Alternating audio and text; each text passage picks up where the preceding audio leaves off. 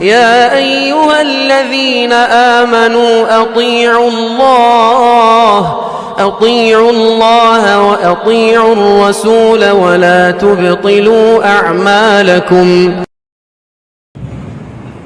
الحمد لله نحمده ونستعينه ونؤمن به ونتوكل عليه ونعوذ بالله من شرور أنفسنا ومن سيئات أعمالنا. من يهده الله فلا مضل له ومن يضلله فلا هادي له واشهد أن لا إله إلا الله وحده لا شريك له واشهد أن محمدا عبده ورسوله. أما بعد، أعوذ بالله من الشيطان الرجيم. بسم الله الرحمن الرحيم. يا أيها الذين آمنوا اتقوا الله حق تقاته ولا تموتن إلا وأنتم مسلمون. يا أيها الناس اتقوا ربكم الذي خلقكم من نفس واحدة وخلق منها زوجها وبث منهما رجالا كثيرا ونساء. واتقوا الله الذي تساءلون به والأرحام إن الله كان عليكم رقيبا.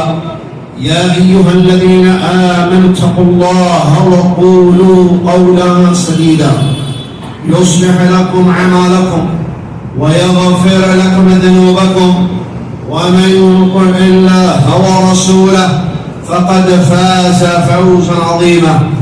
قال الله تبارك وتعالى: يوم لا ينفع مال ولا بنون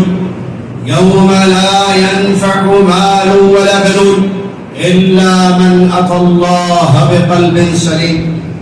قال رسول الله صلى الله عليه وسلم: إن الله لا ينظر إلى صوركم ولا إلى أجسامكم ولكن ينظر إلى قلوبكم وأعمالكم. وقال رسول الله صلى الله عليه وسلم: ألا وإن في الجسد مضغة إذا صلحت صلح الجسد كله وإذا فسدت فسد الجسد كله ألا وهي القلب. الحديث كما قال رسول الله صلی اللہ علیہ وسلم. تمام تعریف قسم کی بڑائی اور کبریائی، ہر ظاہری اور باطنی نعمت اسے ایک اللہ رب العالمین کی جانب سے ہے، جو اللہ رب العالمین ساری کائنات کا اکیلا خالق، اکیلا مالک، اکیلا رازق اور اکیلا حقیقی معبود ہے. اس کے سوا کوئی ذات عبادت کے لائق نہیں ہے. بڑی عظیم اس کی شان ہے، پیارے اس کے نام ہیں، بے عیب و بلند و بالا اس کی صفات ہیں. وہ اپنی ذات میں، اپنے اسماء و صفات میں، اپنے افعال میں اکیلا ہے. جو اس کا ہوا وہ اس کا ہوا، جو اس کا نہ ہوا وہ اس کا نہ ہوا. سبحان اللہ ما عظم شان، سبحان اللہ ما عظم شان، سبحان اللہ وبحمدہ سبحان اللہ العظیم.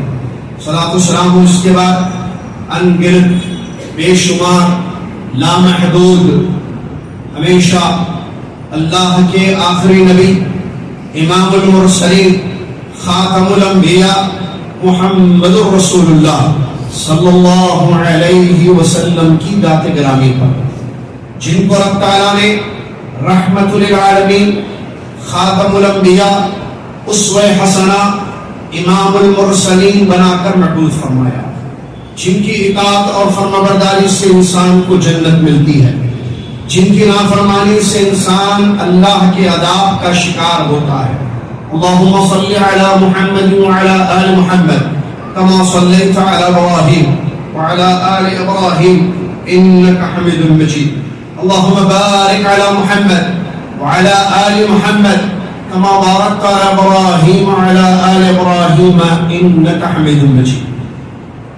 معزز حاضرین جمعہ، پردہ نشین اسلامی ماں اور بہنوں، اللہ تبارک و تعالیٰ نے انسان کو پیدا کیا، اشرف المخلوقات بنایا. ہر مخلوق کا اللہ ہی خالق ہے، ہر چیز کو اللہ نے پیدا کیا ہے. اللہ نے فرمایا اللہ خالق کل شیء، اللہ تعالی ہر چیز کا پیدا کرنے والا ہے. تمام مخلوقات میں سب سے بڑی مخلوق، تمام مخلوقات میں سب سے خوبصورت مخلوق، سب سے اچھی مخلوق اللہ نے انسان کو بنائی. اور اللہ نے اپنی اس مخلوق انسان کو عزت دی. سننے کے لیے کان دیے، دیکھنے کے لیے آنکھیں دی، چلنے کے لیے پیر دیے، اور ایک بہت بڑا عضو، ایک بہت بڑی نعمت سے انسان کو نوازا، اور وہ ہے دل جو سینوں میں رہتا ہے. اللہ تبارک و تعالیٰ نے انسان کو دل جیسی عظیم نعمت عطا کی اور اس کی تکریم کی. یہ دل، اس کا بہت بڑا مقام ہے اللہ عز و جل کی نظر میں. بلکہ سمجھنا چاہیے اور یاد رکھنا چاہیے، ہمارے جسم میں جو دل ہے یہ اللہ کے دیکھنے کی جگہ ہے. دل ہی وہ حصہ ہے جس کو اللہ تعالیٰ دیکھتا ہے. میرا مطلب کہنے کا اللہ ہر چیز کو دیکھتا ہے، اس میں کوئی شک نہیں ہے، لیکن دل وہ جگہ ہے جس پر خاص اللہ کی نظر ہوتی ہے. اس کی کیفیت کیا ہے، اس کی حالت کیا ہے؟ پیارے نبی صلی اللہ علیہ وسلم نے ارشاد فرمایا ان اللہ لا ينظر الى صوركم ولا الى اجسامكم ولكن ينظر الى قلوبكم وَإِلَىٰ أَعْمَالِكُمْ. نبی صلی اللہ علیہ وسلم فرماتے اس حدیث میں، بے شک اللہ تعالیٰ تمہارے جسموں کو نہیں دیکھتا، اللہ تعالیٰ تمہاری شکل و صورت کو نہیں دیکھتا، اللہ تعالیٰ تمہاری صورتوں کو، تمہارے جسموں کو نہیں دیکھتا، بلکہ اللہ تبارک و تعالیٰ تمہارے دلوں کو دیکھتا ہے اور تمہارے اعمال کو دیکھتا ہے. معلوم ہوا اس حدیث شریف سے کہ اللہ کی نظر کی جگہ ہے دل، اور یہ دل جسم کا بڑا اہم ترین حصہ ہے.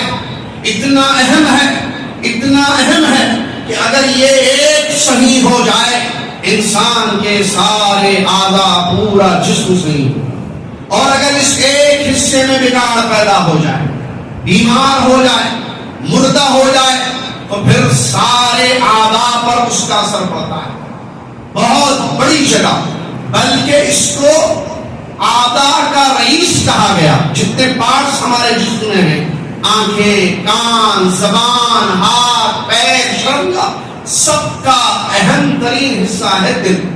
نبی صلی اللہ علیہ وسلم نے فرمایا الا وان فی الجسد مضغة اذا صلحت صلح الجسد واذا فسدت فسد الجسد كله الا وهي القلب. نبی صلی اللہ علیہ وسلم نے فرمایا جان لو، سن لو، خبردار، بے شک ہر جسم میں ایک ٹکڑا ہے، ایک پارٹ ہے، ایک حصہ ہے، ایک عضو ہے. اگر وہ ایک حصہ صحیح رہے سارا جسم صحیح رہتا ہے، اور اگر اس میں بگاڑ پیدا ہو جائے وَإِذَا فَسَدَتْ، اگر وہ خراب ہو جائے حصہ، سارے اعضاء خراب ہو جاتے ہیں. پیارے نبی علیہ السلام نے نشاندہی فرمائی الا وہی القلب، سن لو وہ دل ہے.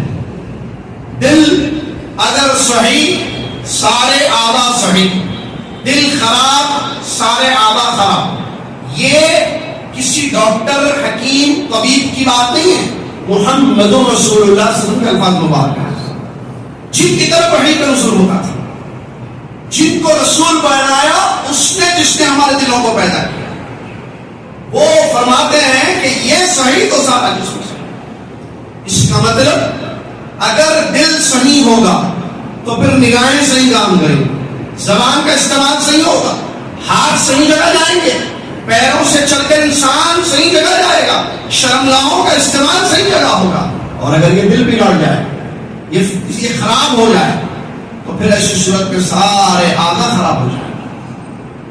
بڑی عجیب بات ہے، انسان اس چیز کی طرف توجہ نہیں دیتا ہے. ظاہر باطن دو چیزیں ہماری زندگی میں ہیں. ایک میرے اور آپ کا ظاہر ہے، میرا اور آپ کا ظاہر ہے. ایک میرا اور آپ کا باطن ہے. ہم عام طور پر دیکھتے ہیں، میں اور آپ، اللہ ہم سب کو ہدایت دے، آمین یا رب العالمین، ہم اپنے ظاہر کو جس کی اتنی اہمیت نہیں ہے جتنی باطن کی ہے. ہمارا ظاہر ہمارا باطن، دوسروں کی بات نہیں کر رہا. عبداللہ کا ظاہر عبداللہ کا باطن، فاطمہ کا ظاہر فاطمہ کا باطن. عام طور پر ہم اپنے ظاہر کو اچھا بنانے، اچھا رکھنے کی کوشش کرتے ہیں اور اپنا ہی باطن ہم خراب کر لیتے ہیں.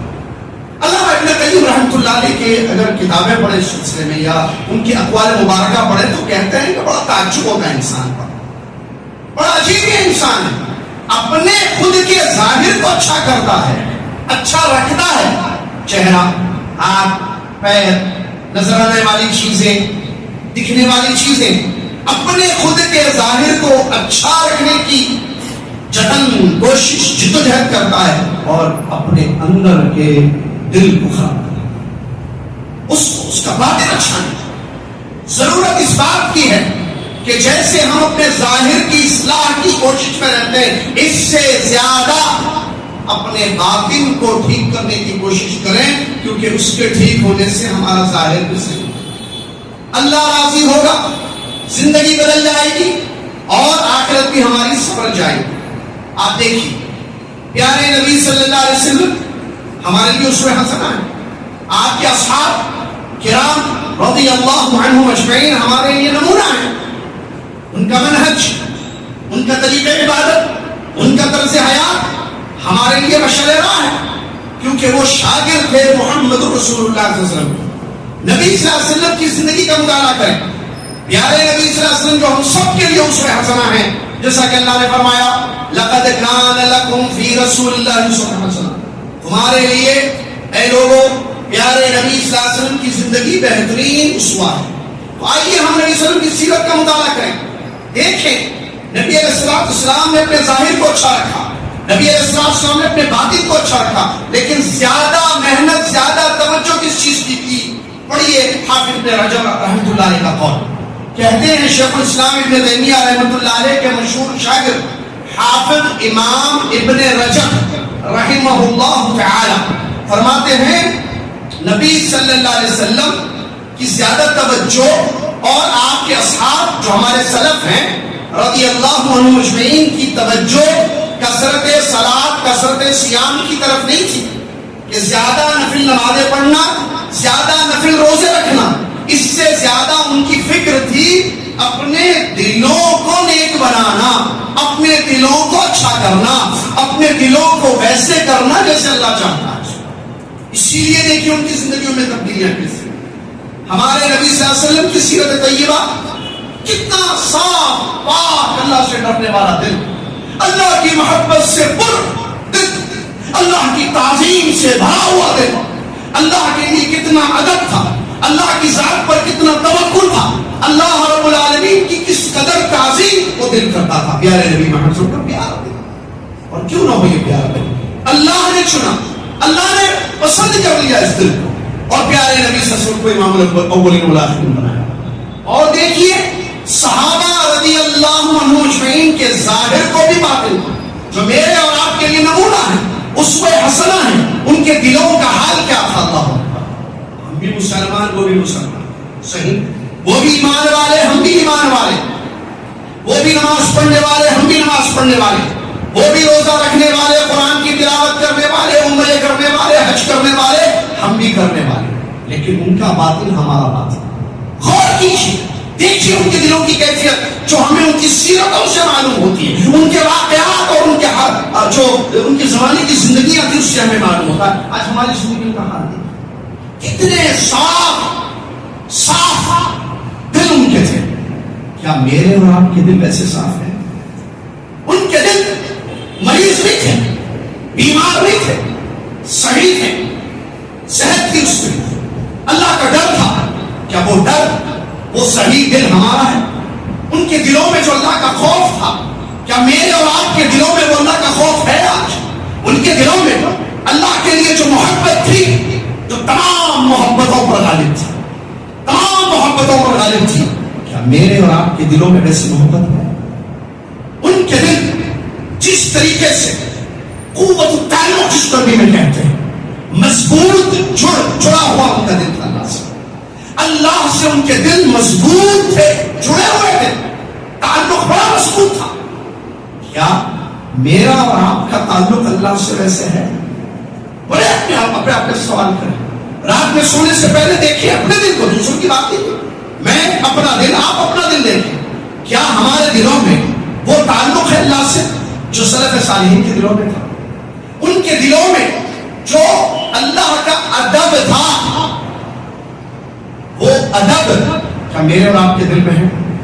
ان کے دلوں میں جو اللہ پر توکل اور اعتماد تھا، اللہ کی ذات سے جو امیدیں وابستہ تھی، کیا وہ توکل، کیا وہ اعتماد، کیا وہ توکل اور وہ رجا، وہ امیدیں میرے اور آپ کے دلوں میں ہیں؟ نہیں. بڑے افسوس کے ساتھ کہنا پڑتا ہے وہ دل کچھ اور تھے، یہ دل کچھ اور ہے. ان دلوں میں بڑی نیکی تھی، آج ہمارے دلوں میں نہیں. سارا لوگ ان کا باطن، ان کا ظاہر ایک تھا، دو نہیں. دل وجہ نہیں تھے، دو چہرے والے نہیں تھے. جیسے اندر تھا ویسے سامنے تھا. جو دل کی کیفیت تھی وہ ظاہر نظر آتی تھی. لیکن بڑے افسوس کے ساتھ کہنا پڑتا ہے آج ظاہر کچھ اور ہے، دلوں میں کچھ اور. زبان سے میٹھی میٹھی باتیں ہیں، دلوں میں بغض ہے. زبان سے پیارے پیارے الفاظ ہیں، رشتہ داروں کے لیے، شوہر کے لیے، بیوی کے لیے، بچوں کے لیے، عزیز و اقارب کے لیے، علماء کے لیے، مسلمان حکمران کے لیے. باتیں تو بڑی اچھی ہیں لیکن دلوں میں نفرتیں ہیں، بغض ہے، حسد ہے، سب بیماری ہے. یہ کب دور کریں گے ہم اس بیماری کو؟ اللہ سے ڈرنے کی ضرورت ہے، اپنے دلوں کو ٹھیک کرنے کی ضرورت ہے، یہ دلوں کا اندھا پن دور کرنے کی ضرورت ہے. کیونکہ معلوم آپ کو ہے ایک اندھا وہ ہوتا ہے جس کی بینائی نہیں ہوتی ہے، وہ تو اندھا ہے، ٹھیک ہے، اس کو دنیا نظر نہیں آتی، چیزیں نظر نہیں آتی. لیکن اس سے بڑا اندھا وہ ہے جس کا دل اندھا ہو جائے، جس کے دل کی بصارت یا بصیرت ختم ہو جائے. اللہ رب العالمین نے سورہ حج میں بیان فرمایا، عجیب بات ہے کہ قرآن اللہ کا کلام، اللہ تعالیٰ فرماتا ہے فَإِنَّهَا لَا تَعْمَلُ الْأَبْصَارُ فَإِنَّهَا لَا تَعْمَلُ الْأَبْصَارُ وَلَكِنْ تَعْمَلُ الْقُلُوبُ الَّتِي فِي الصُّدُورِ. سنو، بے شک کوئی ڈاؤٹ اور شک نہیں ہے اس بات میں کہ نگاہیں اندھی نہیں ہوتی ہیں. اللہ کہہ رہا ہے، خالق کا کلام ہے یہ جو میں ترجمہ کر رہا ہوں.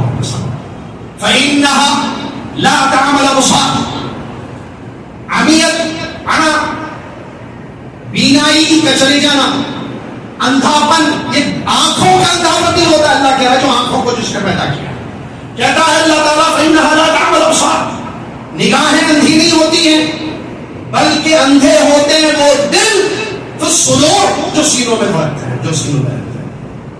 تو دل کا اندھاپن بہت خطرناک چیز ہے، اس سے خود کو بچانا بہت ضروری ہے. دل مردہ بھی ہو جاتا ہے جسے کافر کا دل، دل مریض بھی ہو جاتا ہے جسے منافق کا دل. اللہ نے فرمایا فی قلوبہم مرض، سورہ بقرہ کیا ہے، ان کے دلوں میں بیماری ہے. یہ بیماری ان کو ایمان سے روکتی ہے، ہدایت کے راستہ ان کو نظر نہیں آتا کیونکہ ان کے دل اندھے ہو گئے.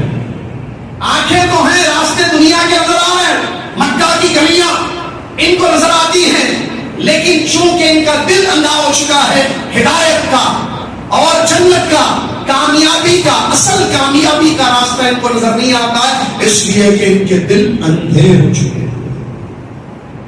یہ دل کا اندھاپن، یہ تو کافر کا دل ہے. اسی طریقے سے مومن وہ صحیح ہوتا ہے اور بیمار بھی ہوتا ہے. دل میں بیماریاں آ جاتی ہیں جیسے حسد، بغض، نفرت، عداوت، غیر اللہ سے تعلق، غیر اللہ سے محبت، غیر اللہ کا ادب زیادہ، غیر اللہ کی تعظیم زیادہ. یہ سب بیماریاں ہیں دل کی. اگر مومن نے اپنی اس بیماری کو دور کرتے ہوئے اپنے دل کو سالم نہیں کیا، بچایا نہیں، تو پھر ایسی صورت میں اس کا نقصان ہوگا. کیوں؟ اس لیے کہ قیامت کا دن جو حساب و جزا کا دن ہے، جزا و سزا کا دن ہے، جس دن پر میرا اور آپ کا ایمان اور یقین ہے. اس دن وہی دل والے کامیاب ہوں گے جن کے دل بچے ہوئے ہوں گے، سلامت سے ہوں گے، نجات پائیں گے ایسے دل والے. اور یہ حقیقت ہے جس کو قرآن نے بیان کیا. اللہ رب العالمین ارشاد فرماتا ہے ابراہیم خلیل اللہ علیہ السلام کی زبان مبارک، جو انہوں نے اللہ سے دعا کی، فرمایا وَلَا تُخْزِنِي يَوْمَ يُبْعَثُونَ، اے اللہ جس دن سارے لوگ اٹھائے جائیں گے، جو قیامت کا دن برپا ہوگا، اللہ اس دن مجھ کو رسوا نہ کریو. وَلَا تُخْزِنِي يَوْمَ يُبْعَثُونَ، اللہ تعالیٰ قیامت والے دن مجھ کو ذلیل نہ کرنا، مجھ کو رسوا نہ کرنا. آگے فرمایا یوم لا ينفع مال ولا بنون الا من اتى الله بقلب سلیم. اس دن جس دن قیامت ہوگی، یوم لا ينفع مال ولا بنون، فرمایا اس دن نہ مال سے انسان کو فائدہ ہوگا، نہ اس کی اولاد سے اس کو فائدہ ہوگا، الا سوائے اس شخص کے من اتى الله بقلب سلیم، جو سالم دل، بچا ہوا دل، سلامتی والا دل لے کر اللہ کے حضور آئے گا. اگر میں اور آپ قلب سلیم لے کر اللہ کے پاس جائیں گے ہمیں فائدہ ہوگا. اگر قلب مریض، بیمار دل، مردہ دل لے کر انسان اللہ کے پاس جائے گا اس کو کوئی فائدہ نہیں ہوگا. لہذا بہت ضروری ہے اس طرف توجہ دینا کہ میں اور آپ کیسے اپنے دل کو سلامتی والا دل بنائیں گے. صاحب بات ہے جب اس کی اتنی زیادہ اہمیت ہے، اللہ اس کو اصل دیکھتا ہے اور یہ ہمارا باطن ہے. اس کے ٹھیک ہونے سے ساری چیزیں ٹھیک ہوں گی، اس کے بگڑنے سے ساری چیزیں بگڑیں گی. تو پھر اس کو ٹھیک رکھنا، سلامتی والا بنانا، قلب سلیم بنانا ضروری ہے. آئیے میں اور آپ معلوم کرتے ہیں سلف صالحین کے اقوال کی روشنی میں کہ میں اپنے دل کو، آپ اپنے دل کو قلب سلیم، سلامتی والا دل کیسے بنائیں گے. علامہ ابن قیم طبیب القلوب جن کا لقب بتایا گیا، شیخ الاسلام ابن تیمیہ رحمۃ اللہ علیہ کے مشہور شاگرد، فرماتے ہیں وَلَا تَتِمُّ سَلَامَةُ الْقَلْبِ مُطْلَقًا حَتَّى يَسْلَمَ مِنْ خَمْسَةِ أَشْيَاء. کسی کا دل سلیم نہیں ہو سکتا، سلیم مطلب سلامتی والا، عام اردو میں بچا ہوا دل، قلب سلیم نہیں ہو سکتا جب تک کہ وہ 5 چیزوں سے سالم نہ رہے. 5 چیزوں سے جب تک کسی کا دل بچا ہوا نہیں ہے وہ بچ نہیں سکتا اللہ کی پکڑ سے، اللہ کی عذاب سے. وہ قلب سلیم نہیں کہلائے گا. آئیے کیا ہے وہ 5 چیزیں؟ سنتے ہیں، معلوم کرتے ہیں اور تلاش کرتے ہیں کہ یہ 5 چیزوں سے میرا آپ کا دل بچا ہوا ہے یا نہیں. نمبر 1 شرک، تو توحید کے معنی. الحمدللہ اللہ کے فضل و کرم سے میں اور آپ شرک جیسے خبیث عمل سے بچے ہوئے، ہمارا دل سے بچا ہوا ہے. نمبر 1 شرک ہے جس سے دل کا بچا رہنا بہت ضروری ہے. نمبر 2 بدعت ہے جو سنت کی مخالفت ہوتی ہے، اس سے بھی میرا اور آپ کا دل بچا رہنا ضروری ہے. نمبر 3 شہوت، نفسانی خواہشات، نفسانی شہوت ہے. یہ شہوت کا مطلب کیا؟ جو اللہ کے احکام کے مخالف نہ ہو. اللہ کے احکام سے نماز پڑھو، روزہ رکھو، سچ بولو، ایمانداری کرو، وعدہ پورا کرو، حقوق ادا کرو، اوامر ہے نا اللہ کے آرڈرز. وہ شہوت کہتے ہیں اس چیز کو جو احکام کی مخالفت کرواتی ہے، اس کو کہتے ہیں شہوت. کیا اس شہوت سے، جس شہوت میں مبتلا انسان اللہ کے احکام کی پابندی نہیں کر رہا ہے، کیا اس سے بچا ہوا ہے میرا اور آپ کا دل؟ 3 سے. نمبر 4 غفلت، جو اللہ کے ذکر کی مخالف ہوتی ہے، اللہ کی یاد سے، اللہ کی عبادتوں سے.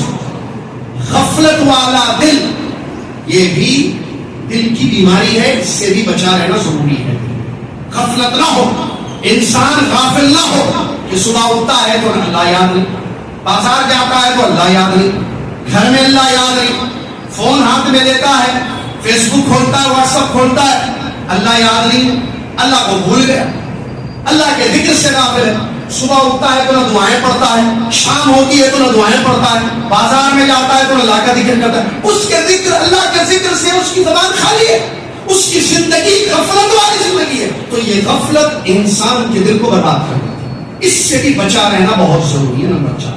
نمبر 5، نفسانی خواہشات جو اخلاص کے منافی ہیں۔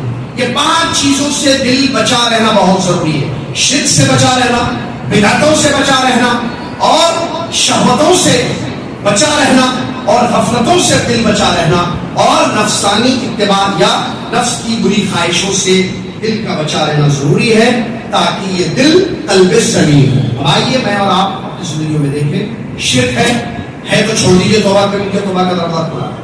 بدعتیں تو نہیں ہو رہی ہیں زندگیوں میں، تو بدعتوں سے اپنے آپ کو بچا لیجیے۔ نمبر 3، شہوت والی زندگی تو نہیں گزار رہے کہ اللہ کے احکام ہمیں پتہ ہے، نماز واجب ہے ہمیں معلوم ہے، حلال کمانا واجب ہے ہمیں معلوم ہے، اللہ کے اوامر، اللہ کے احکام ہمیں معلوم ہے، لیکن ہم شہوت میں پڑ کر اللہ کے احکام کی مخالفت تو نہیں کر رہے ہیں۔ اگر کر رہے ہیں تو توبہ توبہ توبہ توبہ بچنا ضروری ہے تاکہ دل سلیم رہے۔ نمبر 4، غفلت کی زندگی تو نہیں ہے کہ خطبہ جمعہ میں اثر ہو رہا ہے، خطبہ سننے تک، مسجد میں رہنے تک تو اللہ کی یاد ہے، مسجد سے باہر قدم نکلتے ہی غفلت کی زندگی شروع۔ رمضان آئے تو اللہ یاد، اللہ کا ذکر، اللہ کی عبادتیں، قرآن، تراویح، نمازیں، صدقہ خیرات، مسکین، غریب، فقراء، فلاں عمرے سب یاد۔ رمضان ختم، اس کے بعد زندگی کہیں غفلت والی تو نہیں ہو رہی۔ کسی کی موت، جنازے میں شرکت ہو رہی ہے تو اللہ یاد آتا ہے، آخرت یاد آتی ہے، اور جیسے قبرستان سے باہر قدم نکلا تو غفلت والی زندگی ہو رہی ہے۔ بات کاروبار کی ہو، لین دین کی ہو، معاملات کی ہو، تو وہاں اللہ یاد نہیں آتا ہے، غفلت والی زندگی گزار رہے ہیں۔ ایسے تو نہیں ہے، اگر ہے تو توبہ کیجیے، ورنہ پچھتائیں گے، کیونکہ یہ قلب سلیم نہیں ہوگا۔ اسی طریقے سے نفسانی خواہشات کی اتباع، جو دل بولے وہ کرنا۔ دل کہتا ہے فلم دیکھو، دل کہتا ہے ریلز دیکھو، دل کہتا ہے ڈرامے دیکھو، سیریلز دیکھو، اپنے نفس کے غلام ہم بن گئے۔ جیسے جیسے نفس کہتا ہے ویسے ویسے ہم کرتے ہیں، جبکہ ہونا یہ چاہیے اللہ جیسے جیسے کہے، اللہ جو کہے، اللہ جو دیکھنا چاہے، اللہ جو سننا چاہے، اللہ کے جو احکام ہیں اس پر ہم عمل کرنے کے بجائے، اور اللہ کے بندے حقیقی عبداللہ بن کر زندگی گزارنے کے بجائے ہم جو ہے نفس کے غلام بن گئے۔ افرأیت، اللہ نے فرمایا افرأیت من اتخذ الہہ ہوا، کیا آپ جانتے ہیں اس کے بارے میں جس نے اپنی نفس کی خواہشات کو اپنا معبود بنا لیا۔ لیکن الفقہ کے قرآن افرأیت من اتخذ الہہ ہوا، جس نے ہوا، عربی میں ہوا کہتے ہیں نفسانی خواہشات، نفسانی خواہشات کا وہ عابد بن گیا، اس نے نفسانی خواہشات کو معبود کا مقام دے دیا کہ اس کی نفس کی عبادت کرنے لگا، جیسے جیسے دل بولتا ہے ویسے ویسے وہ زندگی گزار رہا ہے۔ یہ اس نے اپنے نفس کو معبود کا الہ کا مقام دے دیا، جبکہ حکم یہ نہیں ہے، حکم یہ ہے کہ ایک اللہ کی عبادت ہے۔ لہذا بہت ضروری ہے اس طرف ہم توجہ دیں اور اس کا خیال رکھیں کہ کیا میرا اور آپ کا دل قلب سلیم ہے یا نہیں ہے۔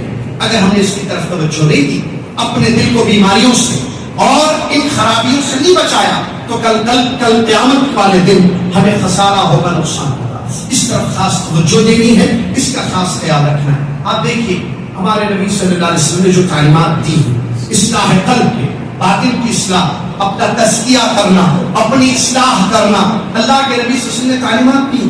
آپ کی حدیث مبارکہ ہیں، آپ صلی اللہ علیہ وسلم کی بہت سارے اوامر ہیں جس کا پاس و لحاظ سلف صالحین کیا کرتے تھے، لیکن بڑے افسوس کے ساتھ کہنا پڑتا ہے آج ہماری زندگیوں میں اس کا پاس و لحاظ نہیں ہے، نہ نفس کا تزکیہ ہے، نہ دلوں کو ٹھیک کرنے کی کوشش ہے۔ ہمیشہ ہم دوسروں کی معاملے میں پڑے رہتے ہیں، اس نے کیا کیا، فلاں شیخ نے کیا کیا، وہ سعودی کے حاکم نے، بادشاہ نے کیا کیا کیا، جدہ میں کیا ہو رہا ہے، سعودیہ میں کیا ہو رہا ہے، فلاں جگہ فلسطین میں مسلمانوں کی حالات ہیں۔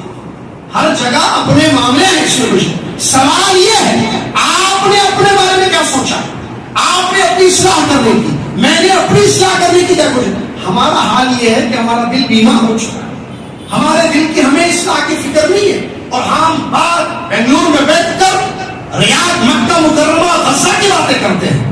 میں یہ نہیں کہہ رہا ہوں کہ مسلمانوں کی تکلیف ہماری تکلیف نہیں، بات صحیح ہے، لیکن سوال یہ پیدا ہوتا ہے اصلاح کا جہاں تک معاملہ ہے، اپنے آپ کو ٹھیک کرنے کا جہاں تک معاملہ ہے، جو وقت کی ضرورت ہے تاکہ دشمنوں کی چالوں سے ہم محفوظ رکھیں، اللہ کی رضا ہمیں حاصل ہو سکے، اللہ کی حقیقی مدد ہماری زندگی میں آ سکے، اس کے لیے کیا جہد ہو رہی ہے، اس کے لیے کتنی کوشش ہو رہی ہے، اس کے لیے کتنی فکر ہم کر رہے ہیں. ہر شخص اپنے سے اپنا جائزہ لے، اپنا محاسبہ کرے، دیکھے کہ وہ کیا کر رہا ہے، کیا اس کا دل صاف ہے، اچھا ہے. بیماریوں سے، جو بیماریاں دل کی خطرناک بیماریاں ہوتی ہیں، آپ جانتے ہیں سب سے بڑی چیز اعمال کے قبولیت کے لیے کیا ہے؟ اخلاص. اخلاص ہے. امام بخاری رحمۃ اللہ نے ایسی پہلی حدیث نہیں ذکر کی، انما الاعمال بالنیات. آپ جانتے ہیں کوئی بھی عمل انسان کا کب قبول ہوتا ہے؟ جب اس میں دو شرطیں پائی جائیں. نمبر 1 اخلاص، نمبر 2 اتباع. اخلاص کا تعلق دل سے ہے، اتباع کا تعلق ظاہر سے ہے. باطن اور ظاہر دونوں سے. اگر دلوں میں اخلاص نہیں ہے، میں خطبہ دے رہا ہوں تاکہ آپ کی تعریف ملے، میں نمازیں پڑھ رہا ہوں، میں عمرے کر رہا ہوں، حج کر رہا ہوں تاکہ آپ میری واہ کریں، تو پھر اخلاص کا میرا عمل تو ضائع ہو گیا. دلوں میں اخلاص ہو. انما الاعمال بالنیات وانما لكل امرئ ما نوى. مشہور حدیث ہے، امام بخاری رحمۃ اللہ نے حدیث نقل کی. اس کی اہمیت ہے، یہ سب سے زیادہ ضروری چیز ہے کہ اپنے باطن کو ٹھیک کرنا. اس کے لیے توجہ دیں، اس کے لیے ہم خیال کریں کہ کیا ہمارے دلوں میں اخلاص ہے، کیا ہمارے دل صاف ہے، کیا ہمارے دل سلیم ہے، تو ٹھیک ہے، ورنہ اس کی فکر کرنے کی ضرورت ہے. اللہ تعالیٰ مجھے اور آپ کو اس کی توفیق عطا فرمائے.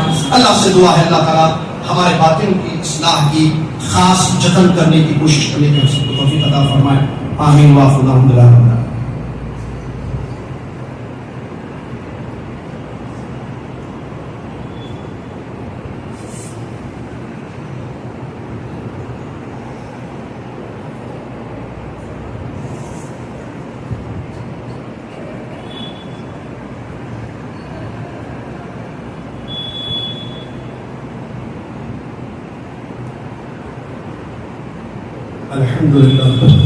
الحمد لله رب العالمين والصلاة والسلام على رسوله الأمين. تمام تعریف اس اللہ تبارک و تعالیٰ کے لیے ہے جس اللہ تبارک و تعالیٰ نے ہمیں دل جیسی عظیم نعمت عطا کی اور اس بات کا حکم دیا کہ ہم اپنے ان دلوں میں اس کا ڈر پیدا کریں. سبحان اللہ وعظم شانہ، سبحان اللہ وبحمدہ، سبحان اللہ العظیم. صلاۃ والسلام اس کے بعد پیارے نبی امام الانبیاء محمد رسول اللہ صلی اللہ علیہ وسلم کی ذات گرامی پر کہ جنہوں نے تقوی کی جگہ دل کو بتایا. اللہم صلی علی محمد وعلی آل محمد کما صلیت علی ابراہیم وعلی آل ابراہیم انک حمید مجید. اللہم بارک علی محمد وعلی آل محمد کما بارکت علی ابراہیم وعلی آل ابراہیم انک حمید مجید. حمد و صلوات کے بعد پہلے خطبے میں آپ نے دل کا مقام اور اس کی اہمیت اور دل کو سلیم بنانے کے طریقے اور چیزیں آپ نے سنی. آئیے اس دوسرے خطبے میں، آخری خطبے میں دل کا بگاڑ، کیسے دل خراب ہو جاتے ہیں، اس کو ہم سنیں گے انشاءاللہ. اللہ رب العالمین نے جس نے ہر چیز کو پیدا کیا، اس نے قرآن میں یہ چیز بیان کی ہے کہ بعض پتھروں کی سختی آپ اور میں اچھی طریقے سے جانتے ہیں پتھروں میں اللہ نے کتنی سختی رکھی. اللہ رب العالمین نے پتھروں کی ایک قسم سورہ بقرہ میں بیان کی. بعض پتھر وَإِنَّ مِنْهَا لَمَا يَهْبِطُ مِنْ خَشْيَةِ اللَّهِ، بعض پتھر اللہ کے ڈر سے، اللہ کے خوف سے گر جاتے ہیں. پتھروں کے بارے میں، پتھروں کے رب نے یہ بات بیان کی ہے کہ وہ اللہ کے خوف سے، اللہ کے ڈر سے گر جاتے ہیں. اللہ کا خوف، اللہ کا ڈر. آپ جانتے ہیں معزز سامعین، یہ ان مومنوں کی اہم ترین صفت ہے جو مومنین اہل الجنہ ہوں گے، جنت میں جائیں. اللہ نے فرمایا وعد المتقون، اعدت للمتقین، اللہ نے اعدت للمتقین، جنت کو تیار کر دیا گیا ہے، سنوارا گیا ہے اللہ سے ڈرنے والوں کے لیے. اور اللہ نے فرمایا یا ایھا الناس اعبدوا ربکم الذی خلقکم والذین من قبلکم لعلکم تتقون. اے دنیا کے لوگوں، عبادت کرو اپنے رب کی جس نے تم کو پیدا کیا اور تم سے پہلے لوگوں کو پیدا کیا، شاید کہ تمہارے دلوں میں تقوی پیدا ہو. اس آیت سے اور دیگر آیتوں سے علماء اکرام نے یہ بات بیان فرمائی کہ عبادت جس کے لیے اللہ نے مجھ کو اور آپ کو پیدا کیا. اخلاص کے ساتھ اللہ کی عبادت جو میری اور آپ کی زندگی کا بنیادی مقصد ہے. اس عبادت کا ایک پھل ہے, ثمرہ ہے, اور وہ ہے تقویٰ, اللہ کا ڈر. عبادت سے ڈر آنا, ڈر پیدا ہوتا ہے کب؟ جب عبادت صحیح ہو. اگر عبادت میں خلل تو پھر تقوی میں خلل پیدا ہوگا. عبادتیں صحیح طریقے سے انجام دی جائیں گی, نماز, قرآن تلاوت, صدقہ خیرات, عمرہ, حج, روزہ وغیرہ جتنی عبادتیں, جتنی قسم عبادت ہو, اگر وہ ویسے ہوں جیسے اللہ چاہتا ہے تو پھر اس کا فائدہ کیا ہوگا؟ دلوں میں تقویٰ پیدا ہوگا. اور یہ دلوں کا ڈر یہ انسان کو دنیا اور آخرت میں کامیاب بناتا ہے. رزق کو لے کر لوگ پریشان ہیں, روزی کو لے کر لوگ پریشان ہیں, مشکلیں ہیں, پیسہ پھنساوا نہیں نکلتا ہے, بیماریاں, پریشانیاں, مختلف قسم کے مسائل ہیں دنیا میں, اور آخرت میں جہنم کی مشکل. دنیا اور آخرت کی مشکلوں سے بچنے کے لیے تقویٰ ضروری ہے. اللہ کا وعدہ ہے وَمَن يَتَّقِ اللَّهَ يَجْعَلْ لَهُ مِنْ أَمْرِهِ يُسْرًا. جو اللہ سے ڈرے گا اللہ اس کے سارے کام آسان کر دے گا. جو اللہ سے ڈرے گا اللہ تعالیٰ اس کو رزق دے گا جس کا وہ گمان بھی نہیں کرے گا, اور جنت سنوار دی گئی ہے تقوی والوں کے لیے. اب تقویٰ کہاں ہوتا ہے بھائی؟ آنکھ میں نہیں, آنکھ تو دیکھتی ہے, ہاتھوں میں ہوتا ہے اللہ کا ڈر, پیروں میں ہوتا ہے اللہ کا ڈر, زبان پر ہوتا ہے اللہ کا ڈر نہیں. پیارے نبی صلی اللہ علیہ وسلم التقویٰ ہاں ہونا 3 مرتبہ نے اپنے سینے کی طرف, اپنے دل کی طرف اشارہ کرتے ہوئے فرمایا ڈر دل میں ہوتا ہے, ڈر دل میں ہوتا ہے, ڈر. اگر دل اللہ سے ڈر جائے تو زندگی بچ جائے. اگر دل اللہ سے ڈر جائے, آنکھیں حرام نہیں دیکھیں, گانے بجانے سیریلس ڈرامے نہیں دیکھیں گی.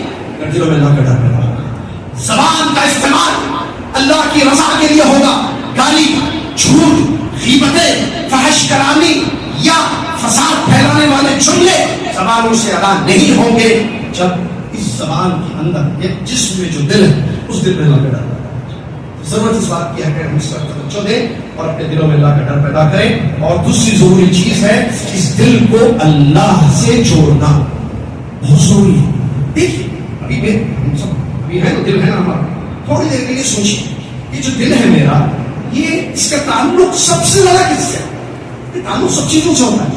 دل سے تعلق, کاروبار سے تعلق, بچوں سے تعلق, رشتہ داروں سے تعلق, مسجد سے دل جڑا ہوا ہے, چیزوں سے دل جڑا ہوا ہے, چیزوں سے, کپڑوں سے دل, بہت ساری چیزوں سے دل کا تعلق ہوتا ہے. سوال یہ ہے سب سے زیادہ تعلق میرے اور آپ کے دل کا کس چیز سے؟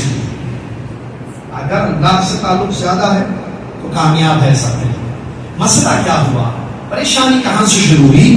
جب ہمارا دل غیر اللہ سے زیادہ جڑ گیا, اللہ سے کم, غیر سے زیادہ. کسی کا دل بیوی سے زیادہ جڑا ہوا ہے, ہمیشہ اس کی فکر میں رہتا ہے بیگم کو خوش رکھنا, بیگم کو خوش رکھنا, بیگم کو کیا کروں, کیا بولوں, کیا لاؤں, کیا چھوڑوں, کہاں لے جاؤں, کیا کروں, بیگم خوش, بیگم خوش, بیگم خوش. بعض لوگوں کا دل کاروبار سے جڑا, پیسے کتنے ڈالنا, کیا کرنا, کیسے جو ہے کاروبار کو بڑھانا, بزنس کو کیسے ترقی دینا, پورا دل کا اپنی تجارت, اپنے کاروبار, اپنے بزنس سے جڑا ہوا ہے.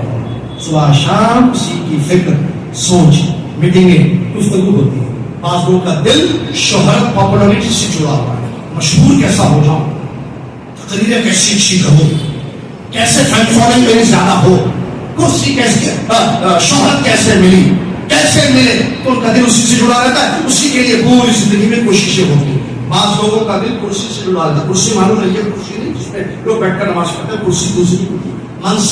منصب جس کو امیر, بڑا, ناظم, ذمہ دار, ان کا دل اللہ معاف فرمائے ایسے دلوں سے سب جو خیر کا شکر ہے کرسی سے جڑا ہوا ہے. مجھے بڑا بناؤ, مجھے کرسی دو, مجھے منصب دو, دل ان کا کرسی سے جڑا ہوا ہے. اب اس کرسی کو پانے کے لیے ہر کوشش, ہر محنت, ہر جتن, ہر ایک کو خوش کرنے کی کوشش.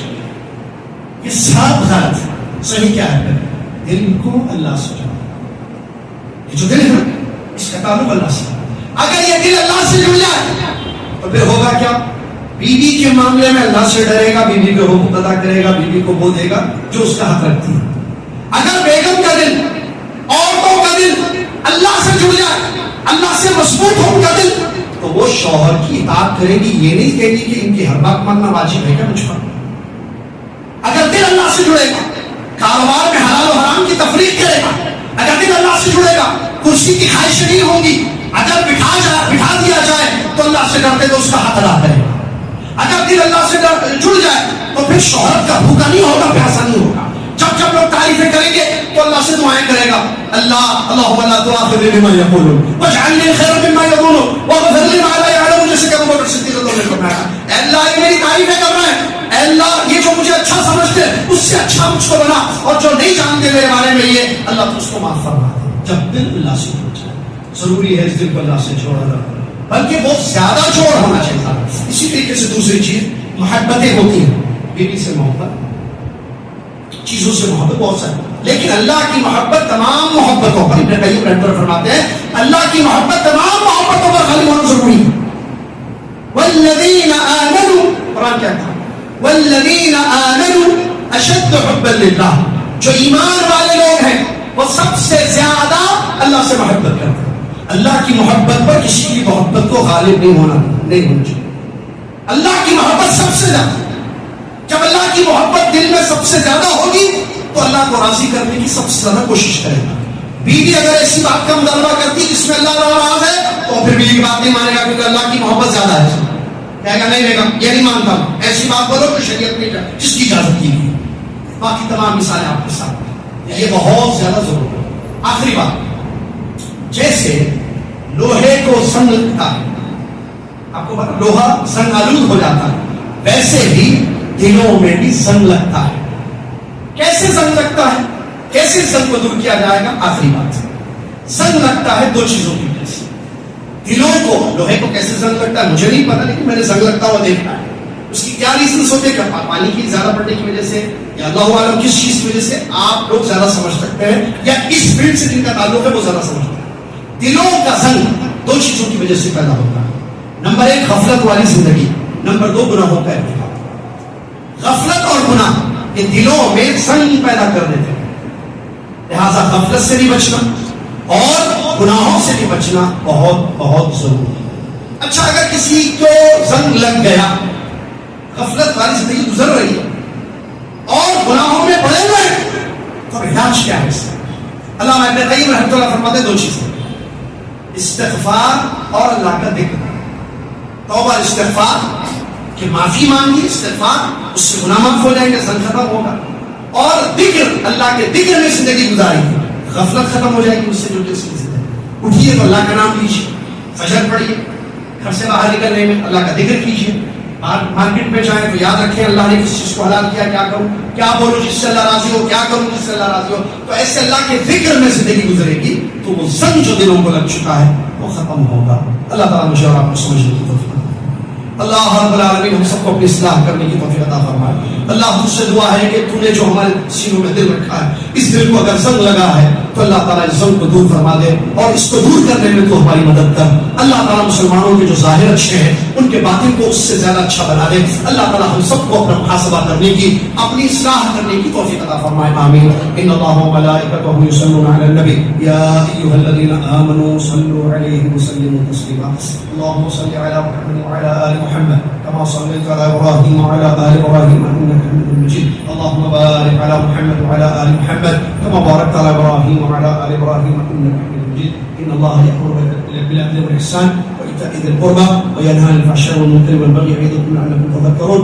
اذكروا الله يذكركم وادعوه يستجب لكم ولذكر الله اولى واكبر والله يعلم ما تفعلون.